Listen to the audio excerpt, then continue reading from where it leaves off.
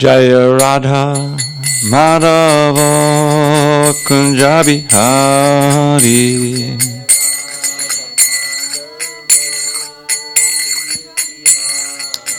Jaya Radha Madhava Kunja Bihari.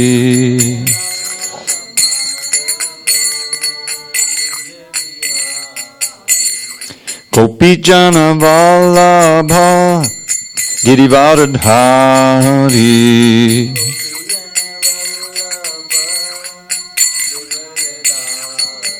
Jaya Gopi Jana Vallabha Girivardhari.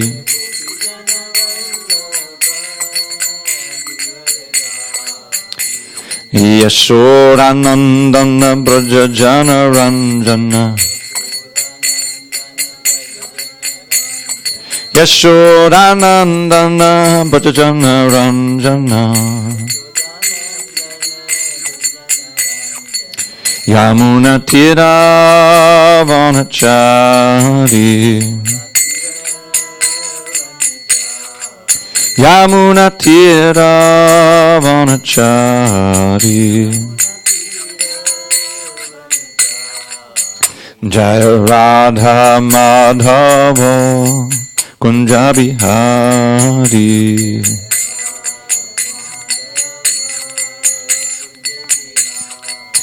Jaya Radha Madhava Kunja Bihari.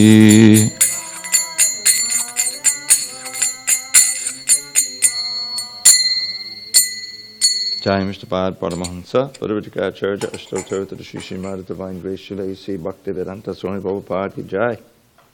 ISKCON BBT Founder Acharya Srila Prabhupada ki Jai. Jai Vishnu Pad Paramahansa, Bhagavadgitacharya, Ashtottara to the Sri Srimad His Divine Grace Srila Bhakti Siddhanta Saraswati Thakur ki Jai. Ananta Koti Vaishnavini ki Jai. Namacharya Srila Haridas Thakur ki Jai. Srimad Bhagavad Gita ki Jai. Samaveda Bhaktivinoda ki Jai. All glories to the assembled devotees. All glories to the assembled devotees. All glories to the assembled devotees. All glories to Sri Guru and Gauranga. Okay. So I got the right book. Yes, we're going to study text 27 again. This is page 164 in your hymnal. Okay.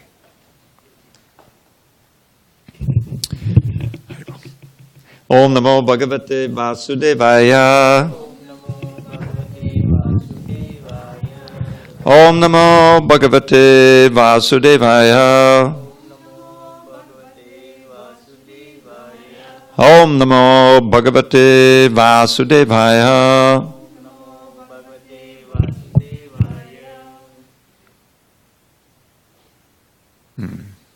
Okay.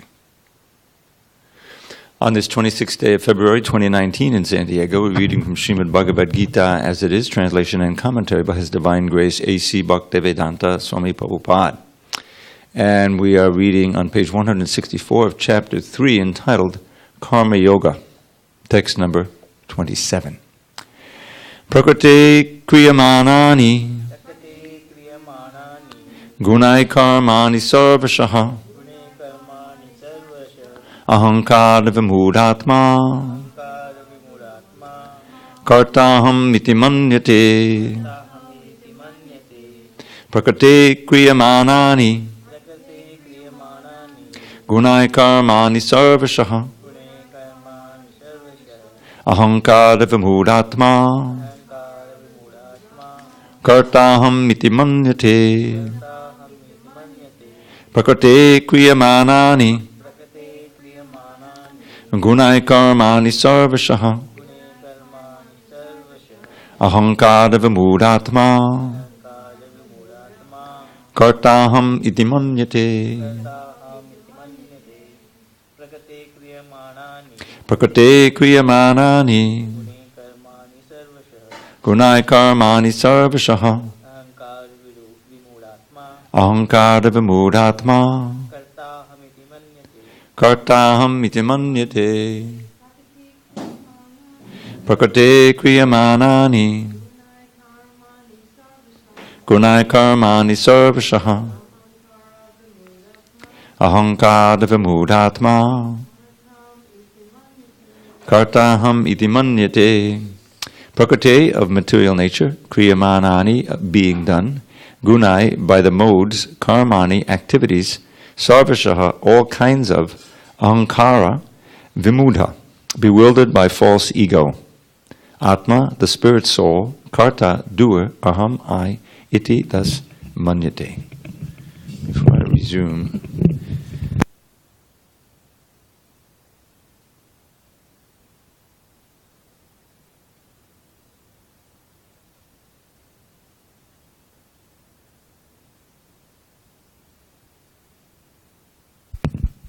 It's just a little loud for me. Okay. Translation. That's good. The spirit soul, bewildered by the influence of false ego, thinks himself the doer of activities that are in actuality carried out by the three modes of material nature. Purport. Two persons, one in Krishna consciousness and the other in material consciousness, working on the same level, may appear to be working on the same platform, but there is a wide gulf of difference in their respective positions. The person in material consciousness is convinced by false ego that he is the doer of everything. He does not know that the mechanism of the body is produced by material nature, which works under the supervision of the Supreme Lord. The materialistic person has no knowledge that ultimately he is under the control of Krishna. The person in false ego takes all credit for doing everything independently, and that is the symptom of his nescience. He does not know that this gross and subtle body is the creation of material nature, under the order of the Supreme Personality of Godhead, and as such, his bodily and mental activities should be engaged in the service of Krishna, in Krishna consciousness. The ignorant man forgets that the Supreme Personality of Godhead is known as Rishikesha, or the master of the senses of the material body. For, due to his long misuse of the senses and sense gratification, he is factually bewildered by the false ego, which makes him forget his eternal relationship with Krishna. Om Jnana Timirandasya Jnanandjana Shalakaya Chakshu Unmilatam Mena Tasmai Shri Gurave Namaha. I was born in the darkness of ignorance, but my spiritual master Srila Prabhupada opened my eyes with the torchlight of knowledge. I offer my humble obeisance unto him and all members of Sri Parampara. So we read this verse yesterday, but I thought it was important enough that we should read it again. This is one of the key verses in this chapter. Maybe the other one that's most famous is text number 9, where Krishna says that everything that you do should be done as a sacrifice for the Supreme. Otherwise, that work binds you to this world. So, this bondage of work or activity is what this chapter is all about. Karma. Now, karma is an English word. It's long since entered into the English language. Everyone knows what bad karma is, right? What goes around comes around. It's a principle.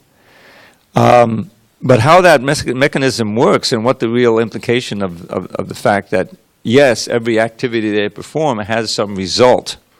And that result can be either materially good or materially bad, meaning that it can produce a brighter future for you, or it can get you more entangled in an activity that can bring misery. Now, we know on an ordinary level that this is obviously true. This is why there's an educational system. This is why there are parents encourage their children to do the right thing. Don't get involved in drugs. Try to avoid this. Try to do this, because your future will be brighter. Even though it may look enticing at the moment, it'll have a bad result. And so the superior judgment or understanding of the parents or the guardians or the teachers, professors, are meant to guide us in a way that will improve our lives and won't get off the track into a bad situation. But most people don't realize that this principle works on every level in our lives. And that because of the fact of the eternality of the soul, this is the basic principle that everything is based on. The fact that we were never born and we will never die. And we occupy a series of material bodies. This is transmigration of the soul, reincarnation. This is a basic principle Krishna explains in the previous chapter. That certainly the body is born and died. Everyone knows that. and it's constantly changing. This is a world, this material world, where everything is constantly changing. You can't stop it. It's just the nature of it. This is called Bhavasagara, which is a Sanskrit phrase that means the ocean of change. And the basic changes that we go through that are inevitable in this life is birth, old age, disease, and death. We're constantly going through. You can't. It's the force of time. And so there's no logically, there's no reason to try to plan for being happy on this plane, if everything is going to be taken away from us. It's a fool's mission. It's Maya's trick. You know, there's this word Maya, which means the illusory energy of the Lord. And we can see how it works in our own lives. Because, for instance, just think of food for a minute. I mean, we've all had an experience. You know, I know I did. Forget about Krishna consciousness for a moment. You know, you go to some birthday party. Maybe you're only 12 years old. And there's these wonderful cupcakes that the mother of the birthday boy, you know, cooked, and they're just great, you know, and you have too many of them, you know. So something like that, or cake or whatever. So it's very pleasurable. You want to have, why should I have only 2? Why can't I have 4 or 6? And then what happens? You get sick. Right? You get an upset stomach, you can't eat for a day, you know, trouble. We've all had that experience. So that's kind of a metaphor for material Maya enticement in general. The whole idea that we can try to be happy in this world by what's called sense gratification. In the human body we have these eyes, we have the sense of touch, hearing, taste certainly. And all of them are vehicles which can be can be pleased, can be titillated, or they can be sources of pain also. So the default is we try to increase the pleasure and decrease the pain. That's not just on the human platform. Every living being is trying to do that. That has a little brain. But look at the result. Not knowing, the whole idea is knowledge. Here, this mudhatma. Without the knowledge, you become befooled by the enticements of the material energy to try to enjoy. And then you suffer. This has come up in the 5th chapter. Now, on an elementary level, we'll talk about a child eating too many cupcakes. But what about as adults, where, especially in this world, it's like whatever, you know, there are so many unlimited ways in which you can try to enjoy. Isn't it? You walk into the supermarket. You know, I go to the supermarket, but usually I just buy either kale or avocados. This is what I get there. But if you go down to one of these, we got the Vons, we got Ralph's, right, and we got Sprouts, and you got a whole. But Vons or Ralph's is like a classic one. You got this one aisle. It's just snacks on both sides. You've seen it, and they carefully engineer them. Different varieties of potato chips and all the kinds of things you can have while watching TV and drinking Coca-Cola and eating snacks, right? So the engineers of that food, they work on it so it has the right mouth feel and the right combination of salt and sugar and fat and everything like that. So what happens? We have an obesity crisis in America and all over, you know. Why? Because people, you know, they're sedentary and they eat snacks and they watch and they get fat and they get diabetes and this and that. So there's certainly a pleasure there, but the result is, sedentary, is that you get sick. Tremendous suffering.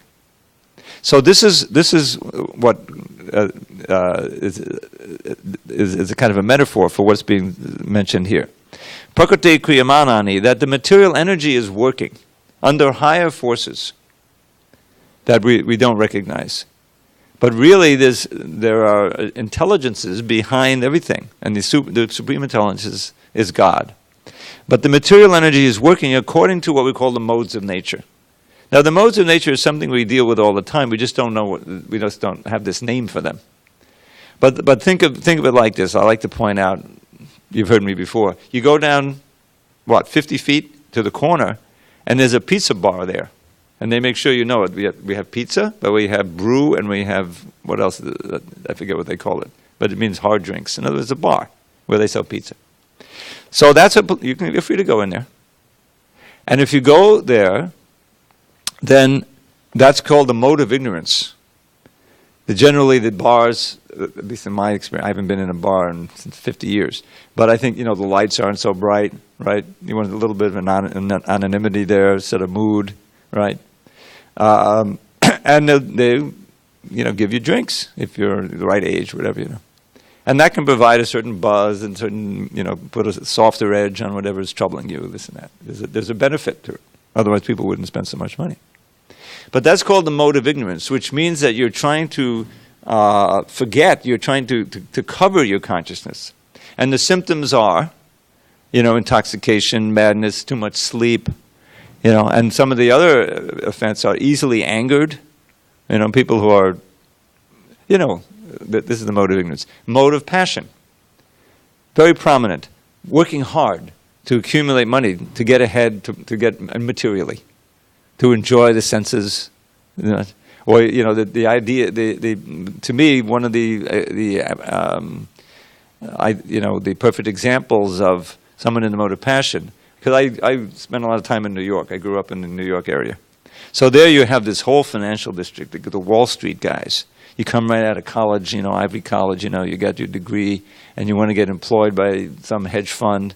And you're willing to work 18 hours a day, so you can get down the inside track, and investment and all this thing, and you get, dancing in your head. This idea is I can be a millionaire, 10 millionaire, even a billionaire if I play it right, And so it's this strong idea to accumulate wealth, to enjoy and rise up and become one of the elite. That's a mode of passion. The mode of goodness is characterized by more thoughtful.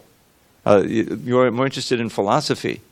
You'd like to go out into the country for a little peace, and think about things, and you're attracted to a certain kind of music, a certain kind of food, a certain kind of environment that's more thoughtful and cultured and like that. Mode of goodness. Yeah.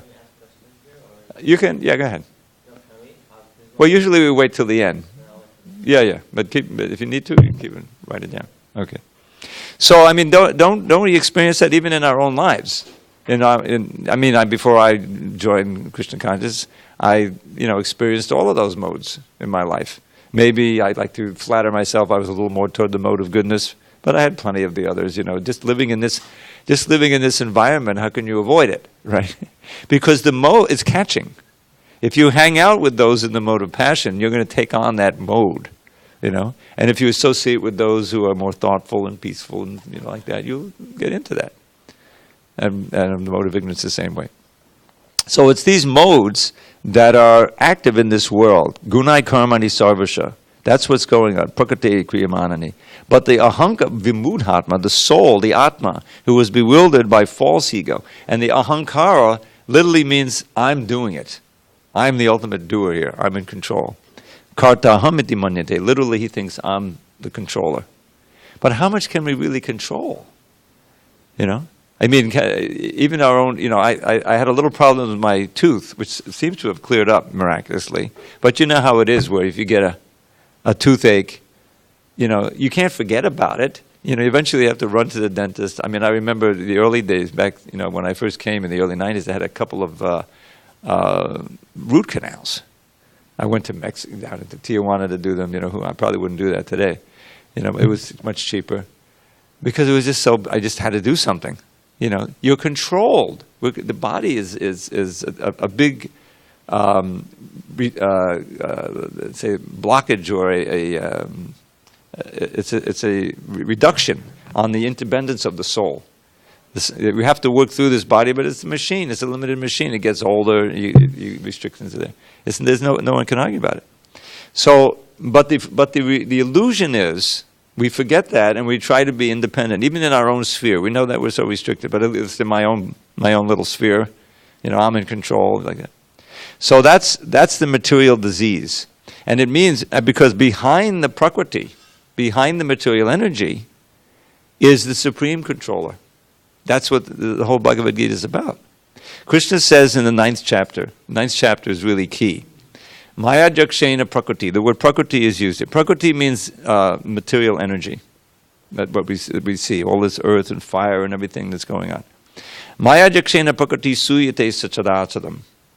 That I'm overseeing material energy. And because of my oversight, all of this creation is taking place and things are going on. It's not happening independently. Any more than an ant would crawl on my leg. Has no idea that that's a person here. And just sees things going on, this is moving, Just like an earthquake may come or a storm may come. Says, oh, what causes it? Oh, we know what causes it, the science say. It's the way that the tides are moving, or it's the way that the sun is heating the ocean, like that. But ultimately behind it there's an intelligence. Just like behind this body, which a little ant will see as some kind of a natural disturbance, There's an intelligent person. The knee is moving because I'm moving it. The hand is moving because I'm moving it. But from our perspective, we don't see the bigger picture, and we think, oh, it's happening automatically. Nature's doing it. No, nature is doing it under the control of this higher intelligence. And that, linking up with that higher intelligence and that person, is what Bhakti Yoga is all about. And the means is through, there's many means. We control the mind. There's definitely an element of yoga in it, in that we try to fix the mind on Krishna, who's understood in the Bhagavad Gita, and there's no doubt about it that he declares himself to be the supreme. And if you fix your mind, and then we try to connect by using all of our senses and our mind, both active senses and knowledge-acquiring senses. Just like the hearing, the ear is so important. What you hear and what you read and what you say and what you write it goes a long way to forming what your consciousness is, isn't it? What is education? You're basically hearing from the teacher, and you're reading other teachers that have written books. It's all a hearing process. What you read and the attitude that you receive that knowledge, it makes all the difference to how you progress. If there's a big blockage there, you're rejecting it, you don't want to be in school, you're not going to get it. The knowledge there's a barrier there. So being receptive to this knowledge, which has come down, this is not knowledge that was written at some speculation. Srila Prabhupada, our author here, is the founder Acharya of this movement.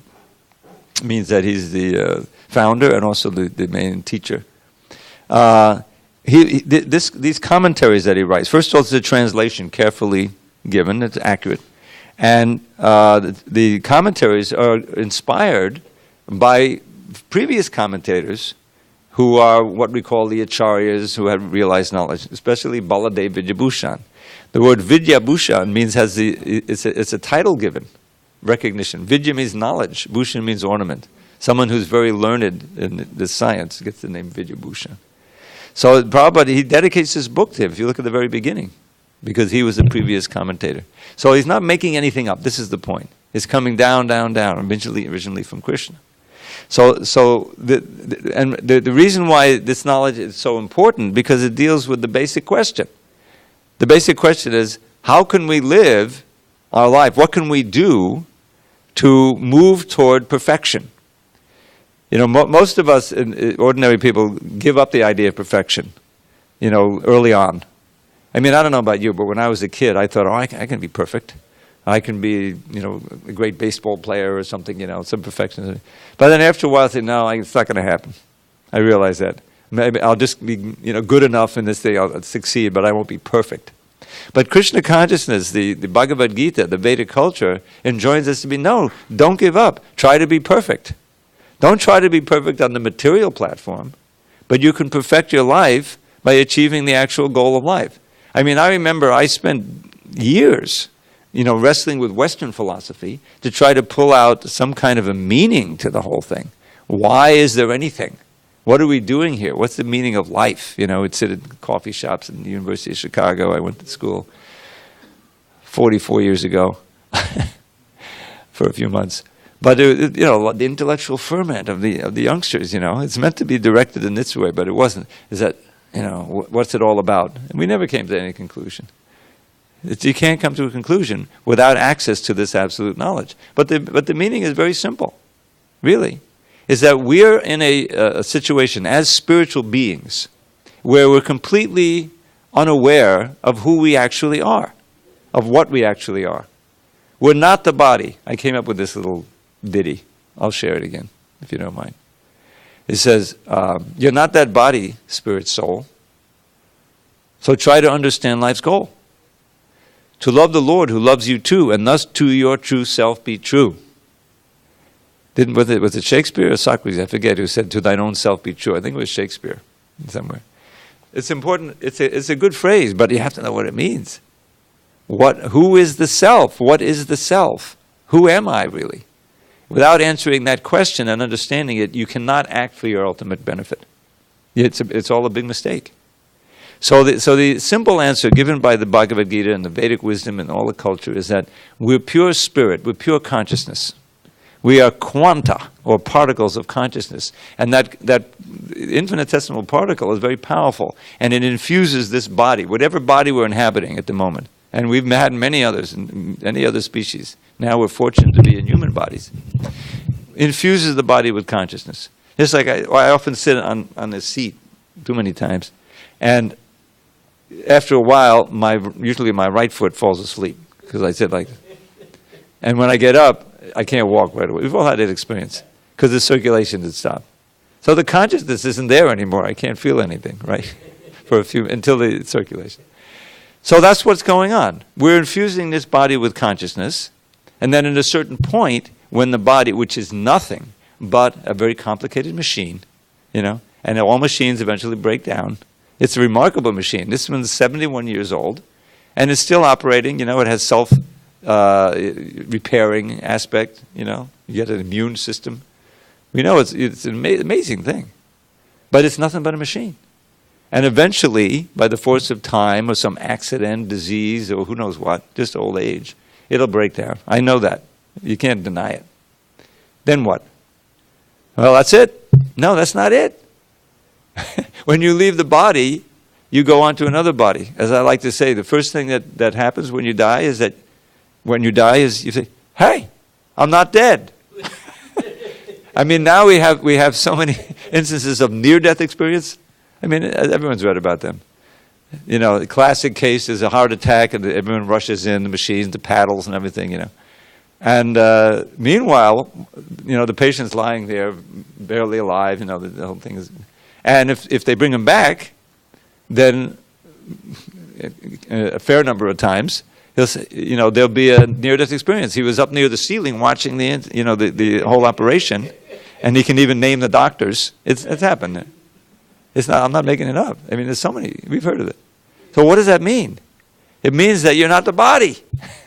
Now you haven't completely left the body. You're floating along in the subtle body, the mind, whatever. But the idea is that such people who have those experiences, they often create a great revolution in their lives. It changes their lives. They become very inquisitive about things like Bhagavad Gita, But it's a revelation because we're always, in the ordinary course of events, encouraged to identify with the body. The color of the body, where you're born, the accent you have, your socioeconomic condition. But it's all pertaining to the body. In other words, it's like you go to a costume ball and you get hit on the head and you start identifying with the costume you're wearing. Right? We all have amnesia. So Krishna consciousness is Bhagavad Gita and other books like it are meant to remind us who we really are. So here, the Prakriti Kriyamana Nigunai Karmani Sarvasha, that to think that material energy is working on its own and that I'm an independent doer, this is a great illusion, vimudhatma, to think that I'm the only independent doer. The whole idea is to, in Krishna consciousness, become progressively aware of Krishna's presence in our lives and outside, and to realize that our real happiness lies in aligning our activities with Krishna, because we're part and parcel of Krishna. We're not separate. And we can truly be happy by serving Krishna rather than our senses. The false ego immediately rebels at that. Are you kidding me? What about me? How am I going to be happy? But that's the point, is that you really can't be happy by serving the senses, because the pleasure that you may get, and there is certainly pleasure, sometimes very intense, is temporary. And the more intense the pleasure, the more the misery is going to be. Yehi sangsbharjaja bhoga dukkha yona evate. Let's turn to verse number 5. 18, is it? I always forget this. Sorry, 522. Yehi sangsbharjaja bhoga, on page 249. An intelligent person does not take part in the sources of misery which are due to contact with the material senses. Those sources of misery are the pleasures themselves. O son of Kunti, such pleasures, which are sources of misery, which are due to contact with the senses, such pleasures have a beginning and an end, and so the wise man or person does not delight in them. Well, what can you delight in then? That's the previous verse. A liberated person is not attracted to material sense pleasure, but is always in trance, enjoying the pleasure within. In this way, the self-realized person enjoys unlimited happiness, for he concentrates on the Supreme. This is the choice we have to make. Are we going to, foolishly try to enjoy the flickering happiness of sense pleasure, or learn the art of bhakti yoga and tap into the reservoir of pleasure in our heart that's always there because God is always there, and learn how to enjoy unlimited, unending happiness? It's not a mystery. It's not a illusion, because we have all of these towering intellects, and people, they have no reason to lie to us. They're experiencing. And those who knew, I was present when Srila Prabhupada was on the planet. I had some association with him. And you could see, despite the fact that his body was, he had, his health was failing. But he had that inner happiness. And when the movement started growing, he showed tremendous energy and joy in seeing others take up Krishna consciousness. In other words, he was tapped into that pleasure trove. And countless others have learned the art of doing it. And the wonderful thing is, you can be the most simple person. You can live, without all of the so-called accoutrements of what's necessary to be happy. We have examples of the six Goswamis who lived about 500 years ago. Some of them had been very wealthy. They were part of the government.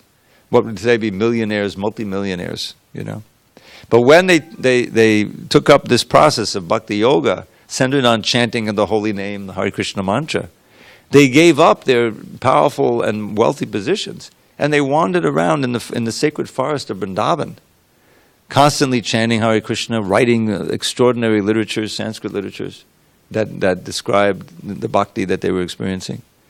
And it says, Gopi Bhavada Samratabda Hali Kalola Magno Mahor, that they were drowning in the highest levels of devotion to Krishna, in the mood and the wake of the gopis of Vrindavan, the milkmaids.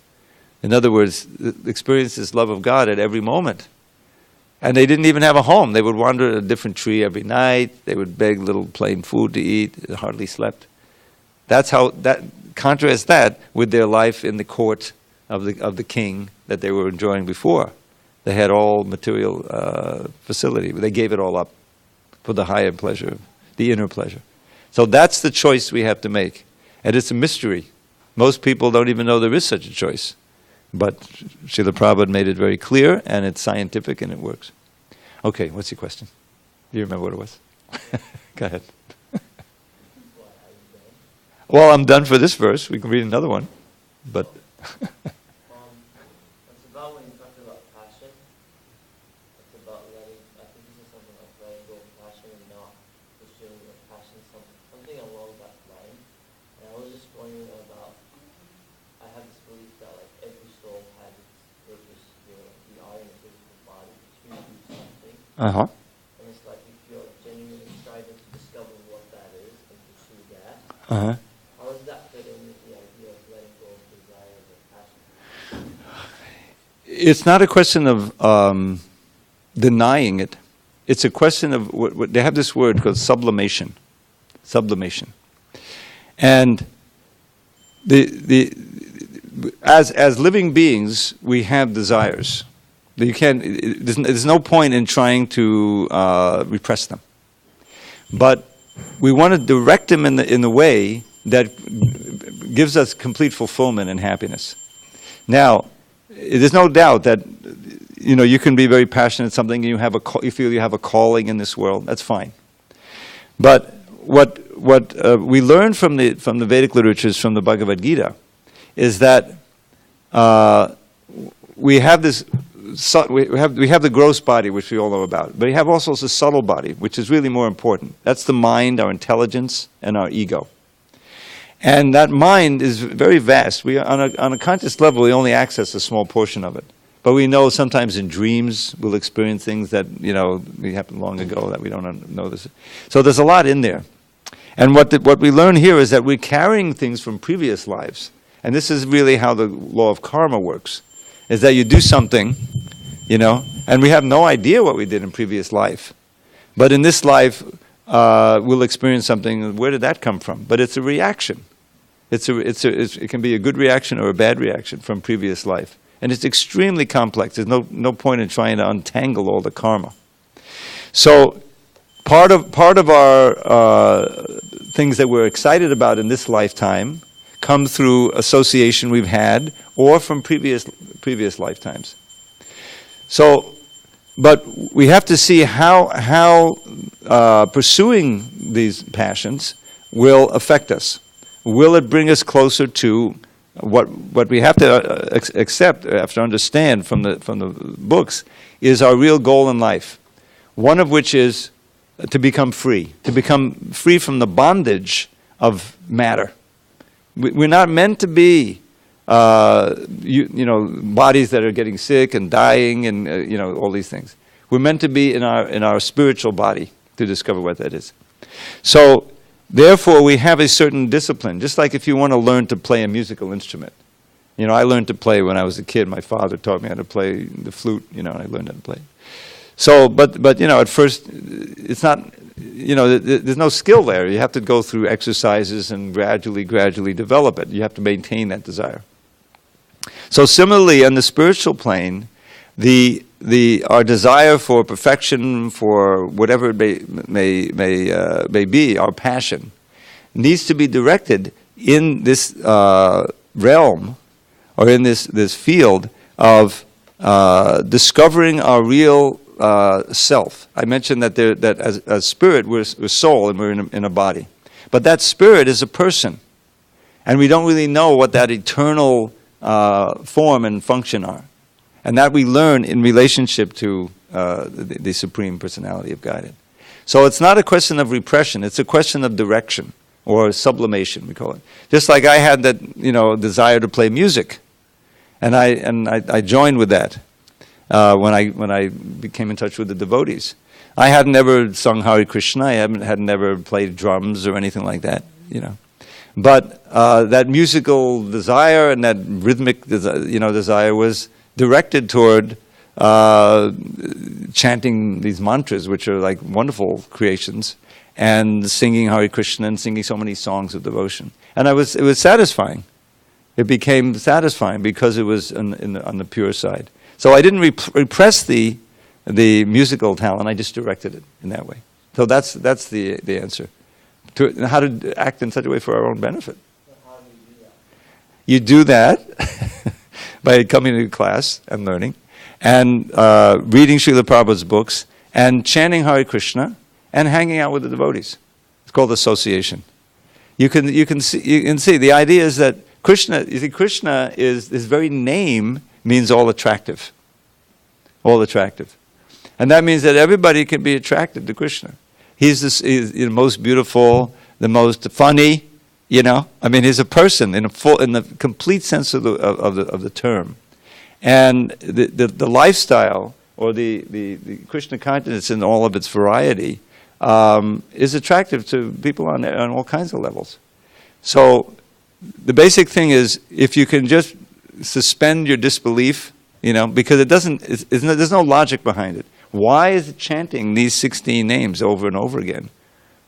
How does that work? It doesn't compute. But that's the process. One of the things is God is a person, and we're all related to Him. And the most revolutionary thought and fact is that He loves us all. He loves us all. He claims to be the Father. He's the father of all. Aham bija pradakpita. And so our being is suffering in this world. And this world is a place of suffering. Even though we may find a little happiness here and there. He's concerned. And he makes an arrangement for trying to bring us back to the world beyond suffering, which exists. You know. And what some of those arrangements are, he comes. How did this book get spoken? This is spoken by Krishna. He's sending his representatives, such as Srila Prabhupada.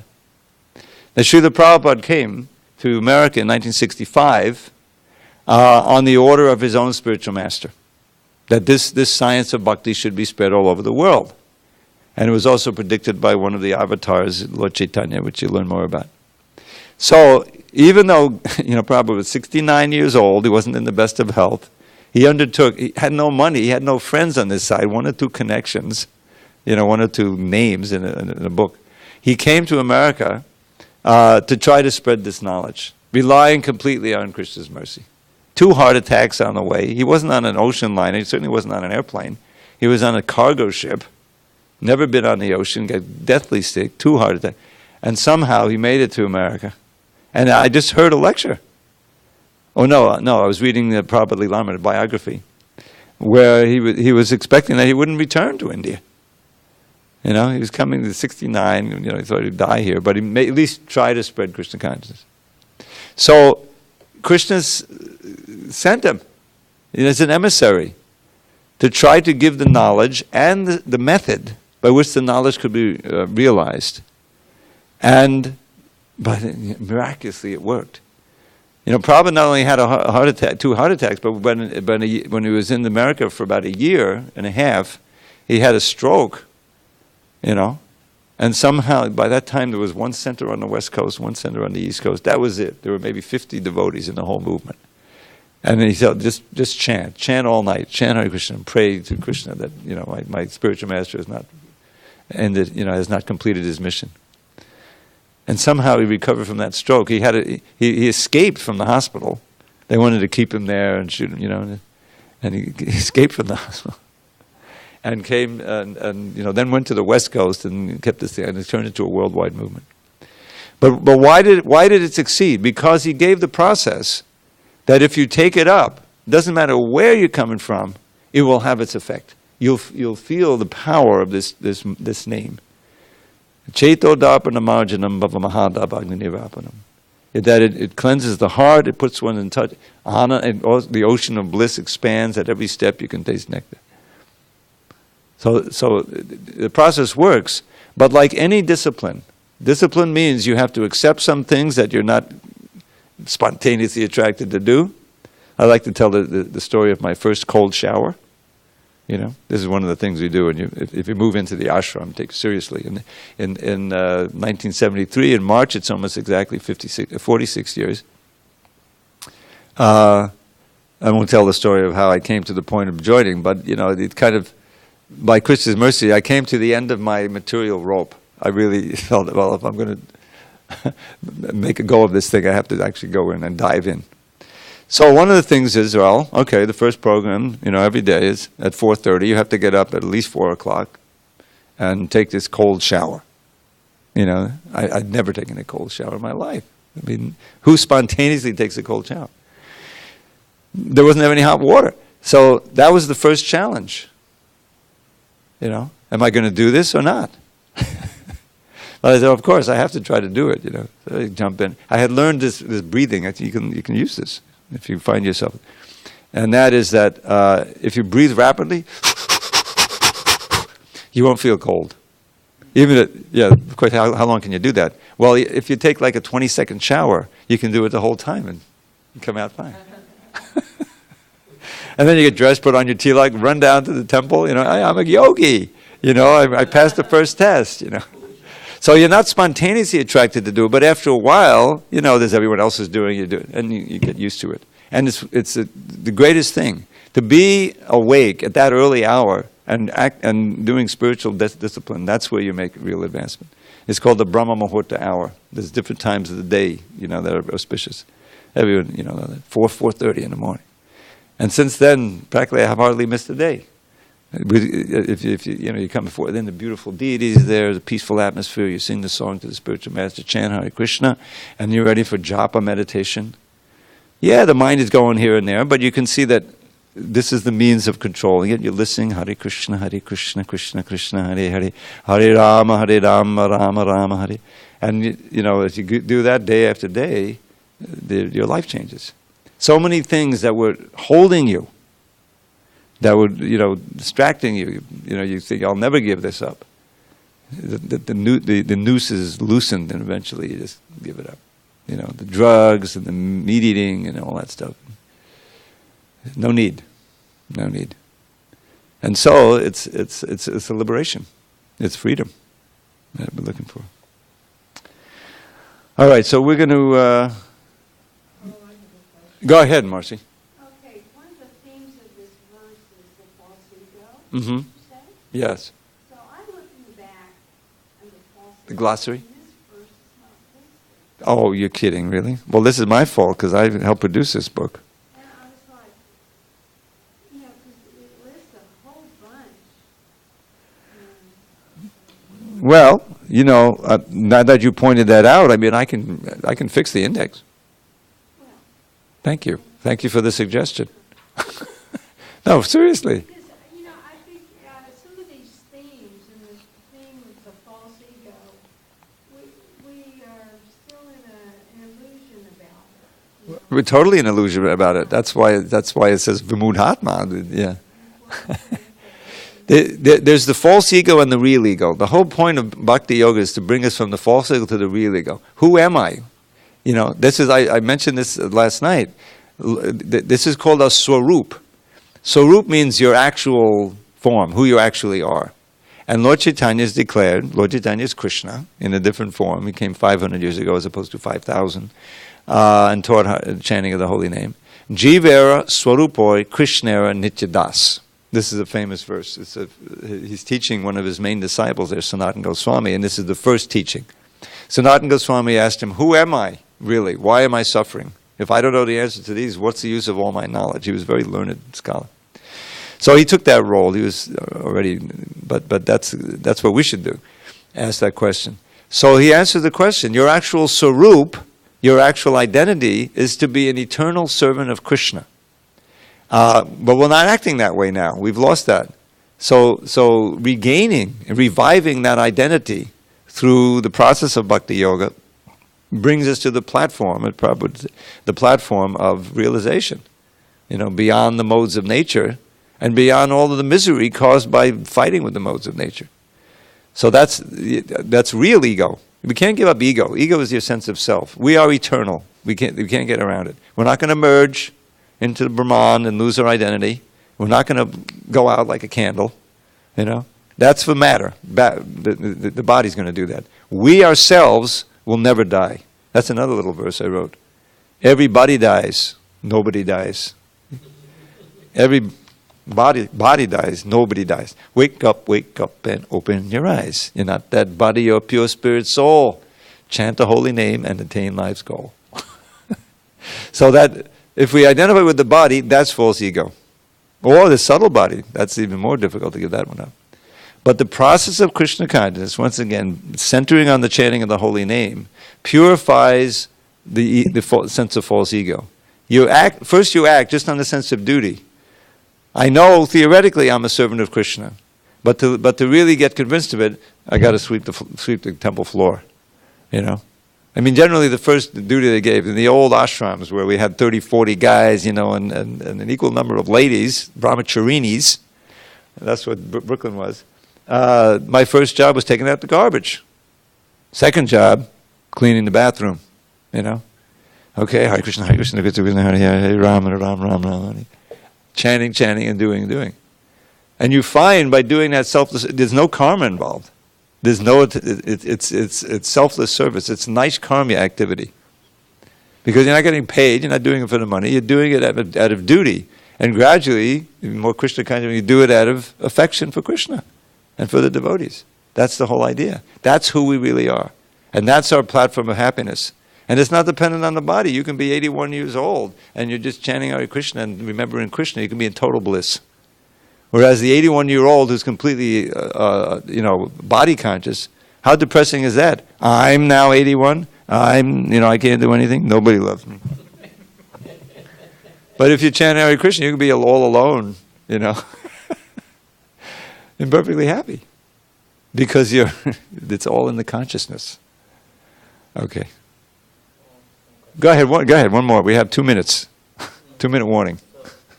Oh, but not on the ground. No holy words on the ground. Yeah, okay. And what if I get the truth of everything you're saying? Yes. Well, I've also seen a lot of other paths. And what if I get the truth of all of them, I'm just not trying to pursue one specific point, like this one, Krishna, you know what I mean? Or Buddhism, or Right. or whatever. But I get the truth of it. Well, Because I feel like sticking to one is limited. And I'm at this space where I know that it's leading to a right place, but I just don't want to do the principles. You know what I mean? I know what you mean, but I think the best idea, because this is what I did. I mean, I read about Buddhism. I read this and that. I even had the Vedanta Sutra Savirika Bhasha on my bookshelf, but I never read it. But yes, there are many other things, and I also. But I think it's good if you at least suspend your disbelief and throw yourself. At least try to do try to do the bhakti yoga thing for a while and see how it works out. Try the chanting. Try this chanting of the mantra. Just like, I tried hatha yoga. It worked. I felt much better. There's no question it works. You do the stretching and bending, you stand on your head, and if you do the breathing, it's going to work. So I said, well, why? I'm going to try this Hare Krishna chanting. Because, there's all of these wonderful, bright-faced people who are saying it worked for them, so maybe it'll work for me. If it doesn't, I'll try something else. In other words, if you're constantly just a dilettante, you're not going to really experience any one of them. So I would, give it a shot. I mean, you've got your little mantra meditation thing. I can show you how to chant on beads. But you really have to kind of throw yourself into it. It's going to suspend your disbelief for some time. And the main thing is, the simple little instruction boils down to this. Chant Hare Krishna and hear. Try to really focus the mind on the hearing. And I think you'll experience some of the potency of it. Then you can make your own decision.